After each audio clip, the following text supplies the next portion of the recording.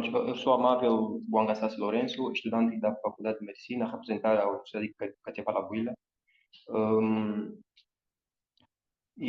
antes de entrar em detalhe ao conteúdo, eu gostaria de me permitirem agradecer ao professor Oscar Dias pelo convite feito e, de igual modo, agradecer à doutora professora Palmira Toco pelo inestimável suporte que nos dá. Pronto, estaria a apresentar este magnífico trabalho com o tema de papilomatose laríngea pediátrica. Fui assessorado pela doutora Iadalmis Garcia Martínez, professora assistente, especialista em ORL, mestre em atenção integral às crianças. Ok, o presente trabalho tem o objetivo de aprofundar o estudo da papilomatose laríngea pediátrica, abordando etiologia, transmissão, diagnóstico e tratamento. Estamos a tratar de papilomatose laríngea com ênfase à idade pediátrica.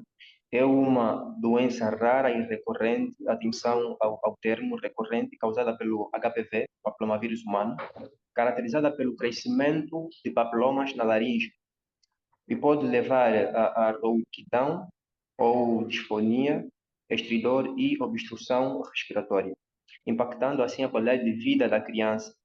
E dos casos mais graves, 5% necessitam de traqueostomia devido à obstrução severa da laringe. Ora, a papilomatose laríngea é, por definição, uma doença infecciosa de etiologia viral do sistema respiratório, que acomete principalmente a laringe, o que significa que pode afetar qualquer região do sistema respiratório. Esta enfermidade, apesar de viral, apresenta um comportamento tumoral benigno, com um crescimento progressivo e recorrente, que em casos raros pode se tornar, portanto, cancerosa ou maligna.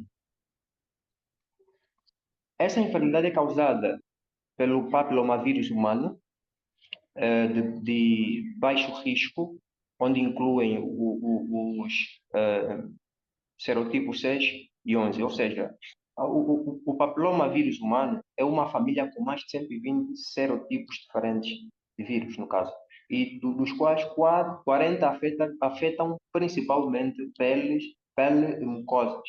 Nesse caso, mucosa da vulva, vagina, colo uterino, pênis, ânus e até laríngeo.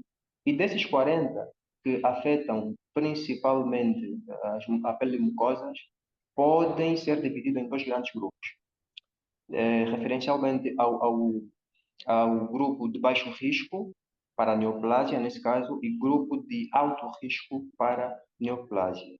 O grupo de baixo risco se incluem principalmente os tipos 6 e 11, que são responsáveis principalmente pelas lesões, portanto, pelas lesões benignas. Ao passo que o grupo de alto risco incluem principalmente os tipos 16 e 18, que são responsáveis por 75% das lesões malignas. É importante assimilar a informação de que esta enfermidade pode ocorrer em qualquer idade, porém afeta mais comumente crianças com uma idade compreendida entre 1 a 4 anos, devido àquilo que é a combinação entre a forma como é transmitida ou como são transmitidos os vírus em criança e os outros fatores de risco. A transmissão para a criança é fundamentalmente de mãe para filho durante o parto, através de uma contaminação vertical.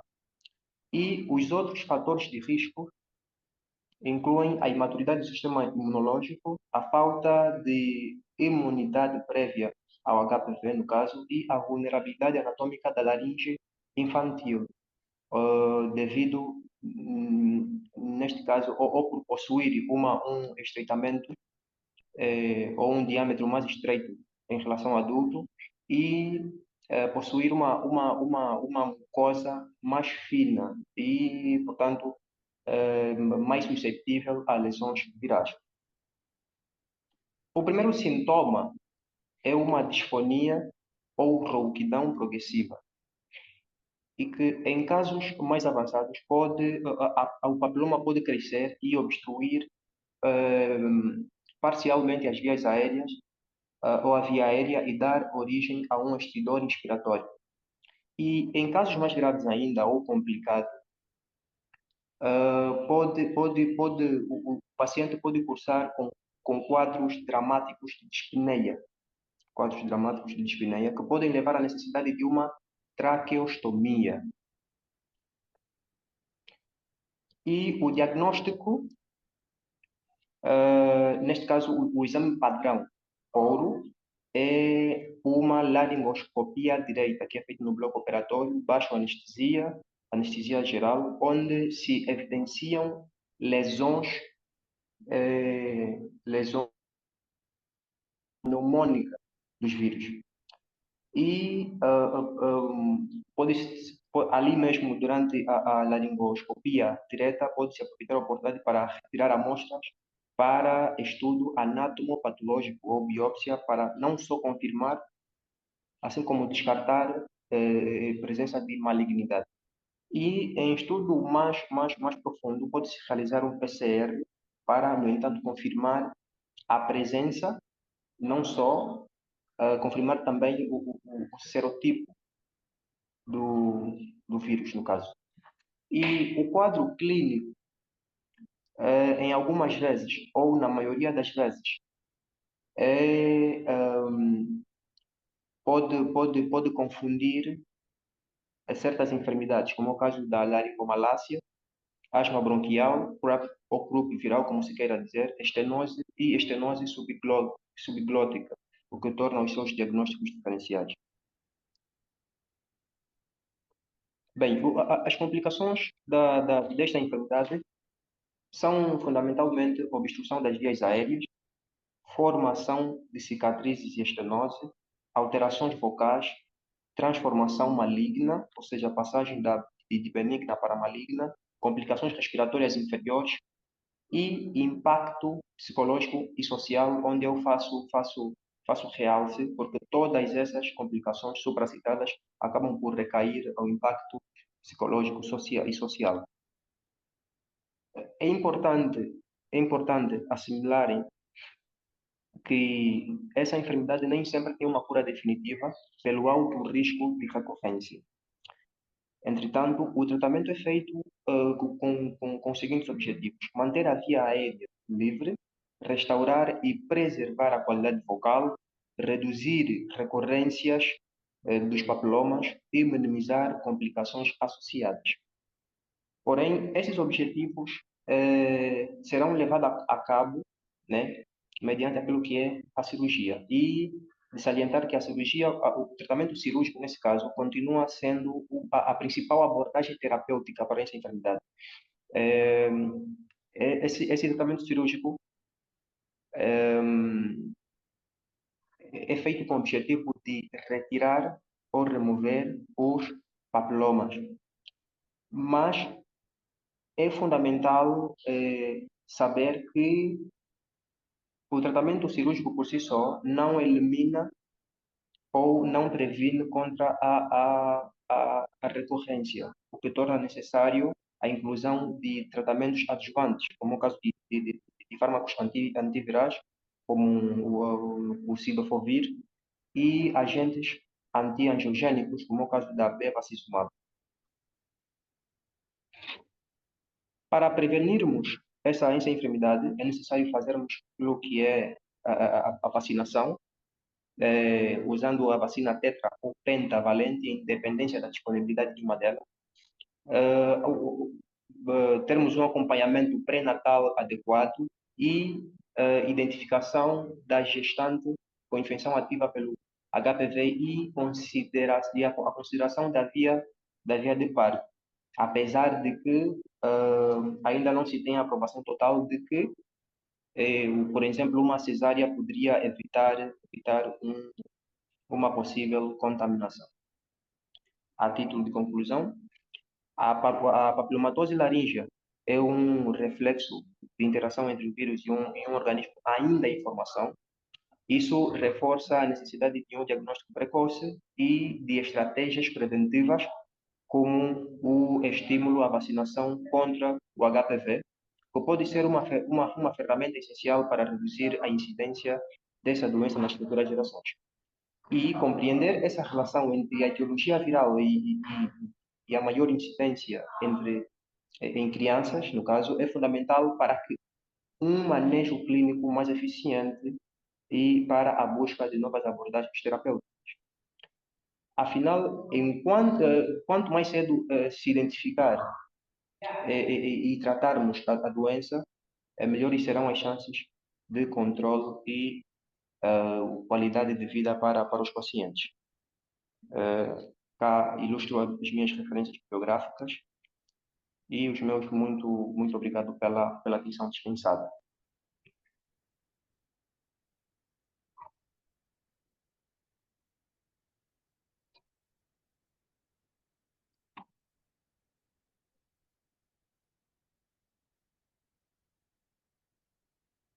Pronto, então devolvo a palavra.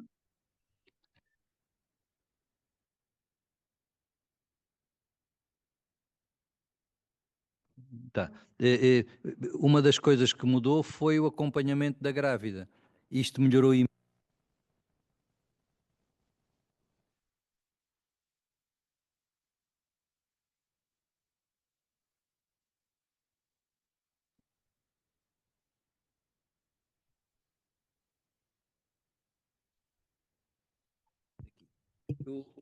Vamos dar agora, só para verem como é que, mudando de espectro, vai haver, não sei se está a Joana Santos Marques, está em linha, que iria apresentar um trabalho sobre a presbifonia. Não sei se ela está em linha. Sim, estou, professor. Oh, muito obrigado, Joana, por ter aceito participar. A Joana, quando quiser, se faz favor. Okay. Obrigada eu pelo convite. Muito obrigado, Joana. Ainda não temos noção que estás, sim? Pronto, acho que já Está. a ver. Vais compartilhar a tela agora. Pronto, chegou. Pronto. A senhora, em modo de apresentação. Acho que já está tudo. Já está. Já está Pronto. tudo. Podes apresentar. Obrigado. Portanto, eu vou falar hoje um bocadinho aqui sobre o tema da presbifonia, as alterações da voz com o envelhecimento, que foi então o tema do meu trabalho final no mestrado, tendo sido orientada pelo Dr. José Saraiva. Portanto, como sabemos, a esperança média de vida à nascença tem vindo a aumentar nas últimas décadas. Segundo dados da OMS, a nível global, em 2000 situava-se nos 66,8 anos, em 2021 já se situava nos 71,4. Portanto, assim de uma forma um bocadinho mais concreta e focando-nos aqui um bocadinho no panorama europeu, segundo dados do Eurostat, conseguimos perceber que estima-se que em 2050 vão existir 129 milhões de idosos, face aos 94 milhões que existiam em 2023 na Europa. Portanto, não é de estranhar que todas as doenças e outras situações relacionadas aqui com o envelhecimento estejam cada vez mais na ordem do dia. Portanto, uma dessas situações é então a presbifonia, que se define então como um conjunto de alterações da voz consequentes do normal processo de envelhecimento. Por ser então este processo de envelhecimento um processo fisiológico, não existe então consenso na comunidade científica sobre se deve ou não ser considerado uma patologia. No entanto, existe sim consenso sobre ser um diagnóstico de exclusão, que obriga então que exista uma boa marcha diagnóstica e que seja bastante abrangente e que se exclua todo um conjunto de outras patologias que possam então justificar os sintomas.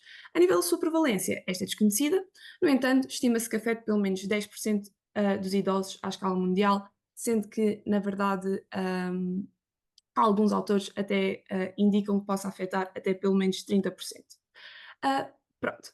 Este subdiagnóstico acaba por derivar um bocadinho da crença por parte dos idosos que estas alterações na sua voz fazem parte, são normais e que mesmo os idosos que de facto desconfiam que há ali qualquer coisa de diferente, até 50% desconhecem que existe tratamentos.